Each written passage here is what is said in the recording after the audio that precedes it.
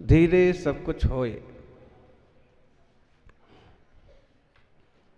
धीरे धीरे रे मना, धीरे सब कुछ होए। माली सींचे 100 घड़ा, ऋतु आए फल होए। जब कभी ऐसी घटना सामने बनती है तो ये दोहा बहुत काम आता है। अब पंडित जी कह रहे हैं जल्दी करिए, समय जा रहा है। गुरु जी कह रहे हैं कि प्रवचन नहीं करेंगे, बिना प्रवचन के चले जाएंगे। और श्रावक इस महोत्सव की गरिमा नहीं समझ पा रहे हैं। विचार कीजिए, 25 साल पहले जिनालय का मंगलमय प्रतिष्ठा महोत्सव संपन्न हुआ था। कुछ चीजें होती हैं कि उनका बीज लगता है और बीज उग ही नहीं पाता। कोई चीज होती है कि बीज लगता है, छोटा सा अंकुर आता है, खत्म हो जाता है। कोई चीज होती है पौधा बनता है, खत्म होता है। कोई चीज होती है कि छोटा बड़ा होता है और बकरी खा जाती है, गाय खा जाती है। कोई सौभाग्यशाली बीज होता है जो वृक्ष बन करके लहलहाता है, फल बांटता है, छाया बांटता है। ऐसे सौभाग्यशाली जिनालयों में से एक जिनालय है शांतिनाथ भगवान का जिनालय, जो बीज भी हुआ, अंकुर भी हुआ, पौधा भी बना। और उनकी कृपा से नगर में, परिवार में, सब जगह शांति है। बताइए ऐसा कौन सा इंसान है कि बहुत ज्यादा दुविधा में हो, बहुत ज्यादा तकलीफ में हो। कम से कम ऐसा आदमी ढूंढना मुश्किल है कि जो श्री जी का रोज अभिषेक करता हो और परेशान हो। मुश्किल है। कोई तीव्र पाप का विपाक हो तो अलग बात है, नहीं तो भगवान का अभिषेक नित्य वंदन करने वाले के लिए कोई मुसीबत नहीं आती। बंधन उसे पड़ता है जो वंदन नहीं करता है, जो वंदन करता है उसका बंधन कट जाता है। अगर कर्म के बंधन काटना है तो प्रभु का वंदन करो। सौभाग्यशालियों, नगर की विशाल विशाल प्राचीन जिनालय और उसमें यह नवीन जिनालय, नवीन भी जिनालय इतना आह्लादकारी है, आनंददायी है कि साधु जन चतुर्मास के लिए पधारते हैं तो इस जिनालय को चुनते हैं, यहाँ चतुर्मास करें। क्योंकि सारे जिनालय अच्छे हैं, मंगलकारी हैं, लेकिन बड़ी प्रतिमा, बड़ा प्रांगण, ऐसे में आप बड़ा मन बना करके इस जिनालय का रजत महोत्सव धूमधाम से मनाइए।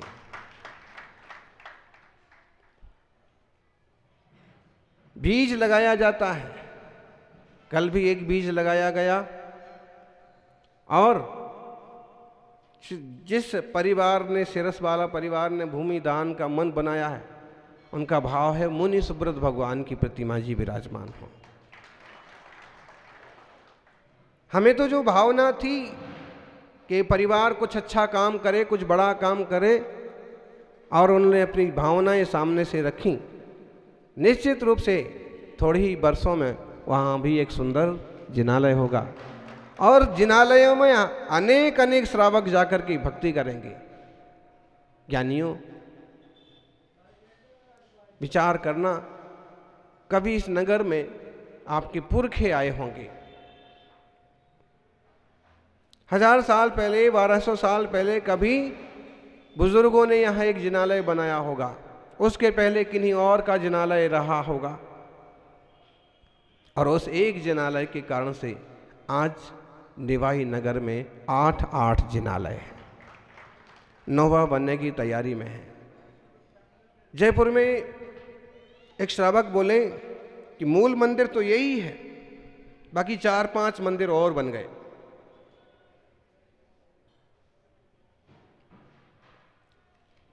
मूल मंदिर तो यही है, 4-5 मंदिर और बन गए अलग अलग कॉलोनी में।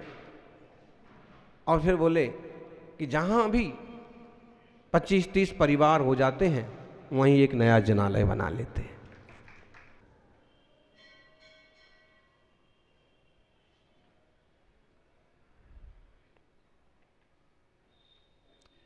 आप समाज के एक अंग हैं, एक हिस्सा हैं, इस जिम्मेदारी को समझिए।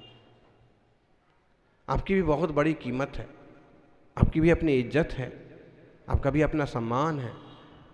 अपनी गरिमा कैसे बनाए रखना, इस पर भी गौर कीजिएगा। और जैसे हम अपनी गरिमा के लिए सोचते हैं, ऐसे जिनालय, जिन प्रतिमा और मुनि राजों की गरिमा के लिए भी सोचना चाहिए। गुरु तो अपनी गरिमा बना के रखेंगे, मौन रहेंगे, शांत रहेंगे, ध्यान करेंगे, कुछ नहीं कहेंगे, परिचय सहन कर लेंगे, कठोर शब्द भी सहन कर लेंगे। लेकिन गुरुओं की गरिमा और कौन बनाते हैं? ग्रस्त बनाते हैं। जब मुनिराज निकलते हैं और 150 ग्रस्त उनके साथ साथ जयकारा करते चले जाते हैं, तो मुनि संघों की गरिमा यूं बढ़ती है। आम जनता को मालूम पड़ता है कि दिगंबर मुनि हैं, कोई पगले नहीं हैं, तपस्वी हैं, और इसलिए हजारों लोग इनका जय जयकार करते, इनके साथ चलते हैं। जो कभी नंगे पांव जमीन पर पांव नहीं रखते हैं, एसी के बाहर नहीं निकलते हैं, वो लोग भी मुनियों के साथ सैकड़ों किलोमीटर तक चले जाते हैं। मुनियों की गरिमा बढ़ाना प्रभु शांतिनाथ का जिनालय का महा महोत्सव है। श्री जी की गरिमा आप तो क्या बढ़ाएंगे, फिर इतना जरूर कर सकते हैं कि जिनकी कृपा से आज आप इतने समृद्ध हैं, उनकी महिमा के बखान में, उनकी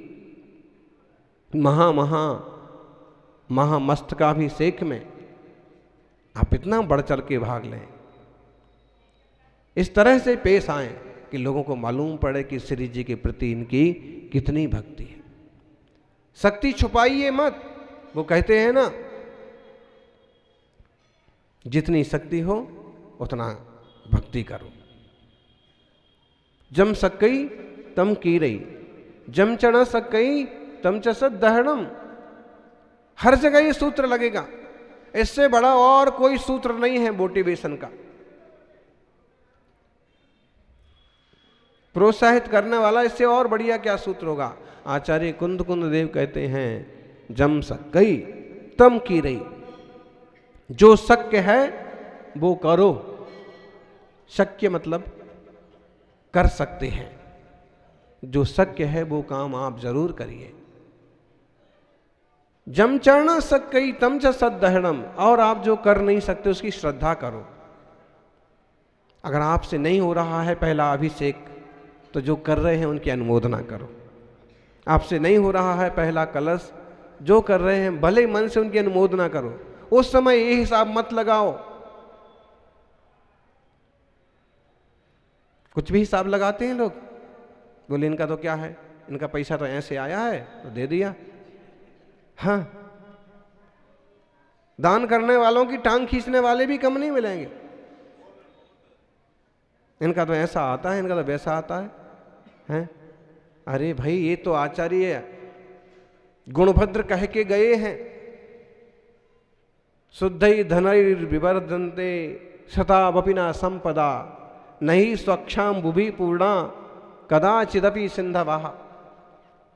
गुणभद्र स्वामी ने अपने आत्मानुशासन में कहा कि सज्जन लोगों की संपत्ति भी पूरी तरह से शुद्ध नहीं होती है, शुद्ध धन से ही नहीं बढ़ती है। क्यों? क्योंकि सागर जब भी भरता है तो उसमें अच्छी नदियां भी आती हैं, खारी नदियां भी आती हैं, गंदे नाले भी आते हैं, सारी चीजें आती हैं, तो ही सागर।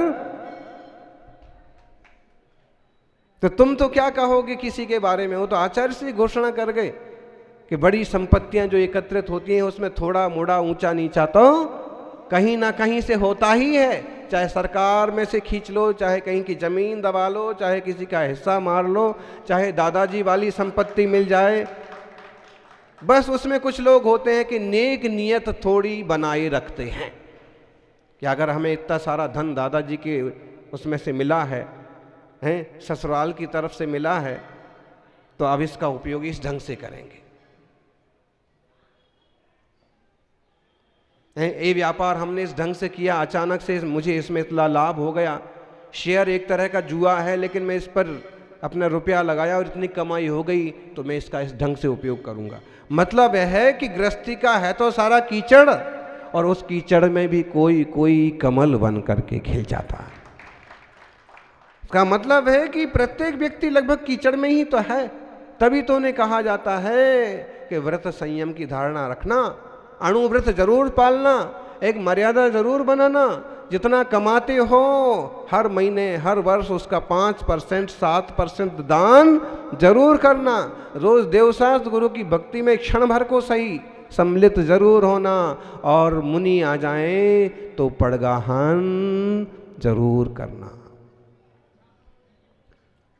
मुनि शंख आदि का माता जी भी उसमें आ गए, नहीं तो आप गांठ बांध लो कि मुनि आए तो ही पड़गान करेंगे। कोई कोई भोले भाले लोग होते हैं, ऐसे भोले ही भाले बोलेंगे, आप उसे अकड़ू बोलेंगे, बदमाश बोलेंगे, हैं कि वो इसमें रहेगा कि अमुक महाराज आएंगे तो ही पड़गाऊंगा। और कहो चुल्लक चुल्लिका निकलना चालू हो कि वो तो अपना वहां से रफा दफा हो जाए, चला ही जाए, हम पड़गान नहीं करेंगे। पत्नी को बोलेगा तू पड़गा लेना। अरे बहुमान हो, गरिमा करो, महिमा करो कि कोई एक जीव ने संसार का जंजाल छोड़ करके 11 प्रतिमा का पद लेकर के छुल्लक के व्रत धारण की है। आरंभ परिग्रह किससे छूटता है जी? कई सारे ऐसे लोग मिलते हैं कि सब निपट गया घर का काम, इच्छा भी खूब होती है कि दीक्षा लूं, लेकिन घर छोड़ने की हिम्मत नहीं पड़ती। जिनने गृह त्याग किया है, जिनने महाव्रत लिए हैं, जिनने उपचार महाव्रत लिए हैं, जिनने 11 प्रतिमा जैसे व्रत लिए हैं, उनका महिमा मंडन करते रहिए। अगर आपको व्रतों की व्रति की महिमा रहेगी, प्रभु की भक्ति की महिमा रहेगी, तो आप भी महिमाशाली जीवन को प्राप्त होंगे। सौभाग्यशालियों, कल का दिन निकल जाएगा, और दिन क्या निकल जाएगा, 10 साढ़े 10 बजे तक सब निकल जाएगा। चर्या होगी, फिर संग भी कहो निकल जाएगा। फिर आप कहो कि अब मेरी भी करना था मनस्तंभ का अभिषेक, तो मेरी तो खूब दिन से इच्छा थी कि अगर ऐसा बड़ा अभिषेक होगा तो मैं इस द्रव्य से करूंगा ही करूंगा, तो पछताना ही हाथ रह जाएगा। अरे तुम्हारे और तुम्हारे समाज का सौभाग्य है कि यहाँ श्री जी का सब तरह से मंगलाभिषेक होता है, वरना कई जगह तो पानी में ही टरका देते हैं भगवान को भी।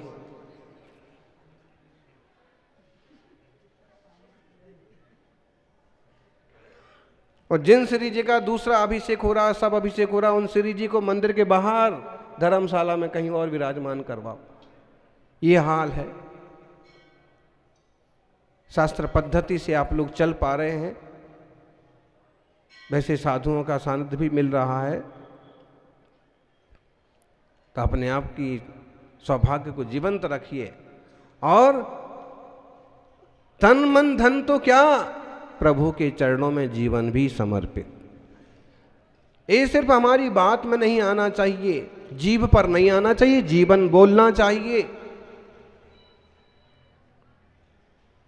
और ऐसे अवसरों पर जिनालयों में जो द्रव्य संग्रह होता है, उससे जिनालयों का विकास होता है, समाज के विकास के कार्यक्रम होते हैं। इसलिए अच्छे से जुड़ करके इस कार्यक्रम को करिए।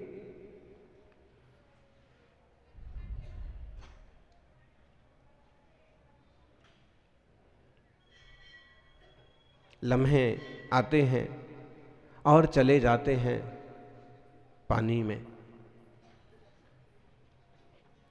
अवसर आते हैं और चले जाते हैं पानी में, लेकिन ऐसे अवसर बहुत कम आते हैं जिंदगानी में। प्रभु की इस मंगलमय वर्धनोत्सव जिनालय के प्रतिष्ठा महोत्सव पर सभी को खूब बढ़ चढ़ के भाग लेना और व्रत नियम संयम और संकल्प लेकर के अपने जीवन को उज्जवल बनाने का पुरुषार्थ करना।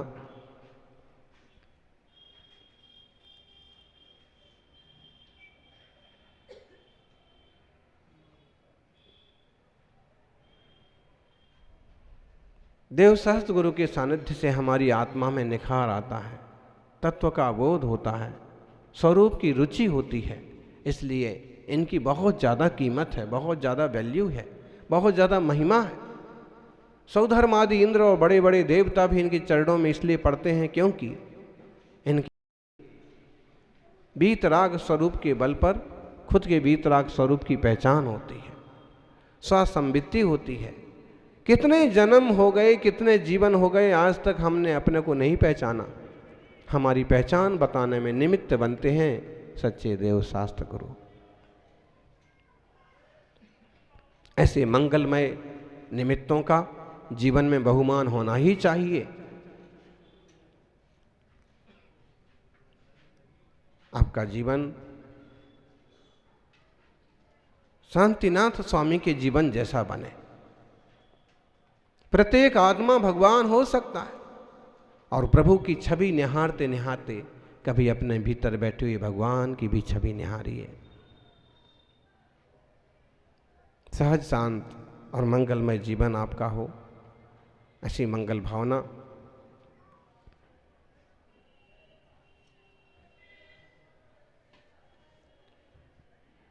आने को तो जयपुर से भी श्रावक आ गए और नहीं आने को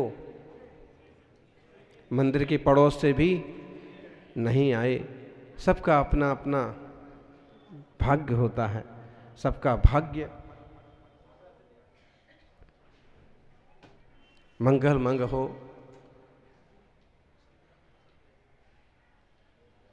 सबकी जीवन मंगलमय हो। ज़्यादा और कुछ कहने की आवश्यकता नहीं है।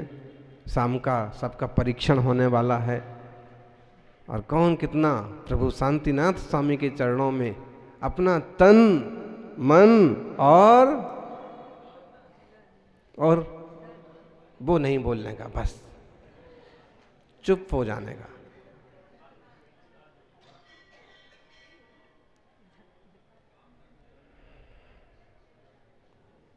यानी जो दान में दिया वो आपका, जो खा लिया वो खो दिया। जो दान में दिया वो सच में आपने दिया, आपने लिया। इसलिए कभी अवसर आए तो उनके लाभ जरूर उठाइएगा। आपका मन मंगल हो, जीवन मंगल हो, यही मंगल भावना। जय बोलिए 24 तीर्थंकर भगवान की।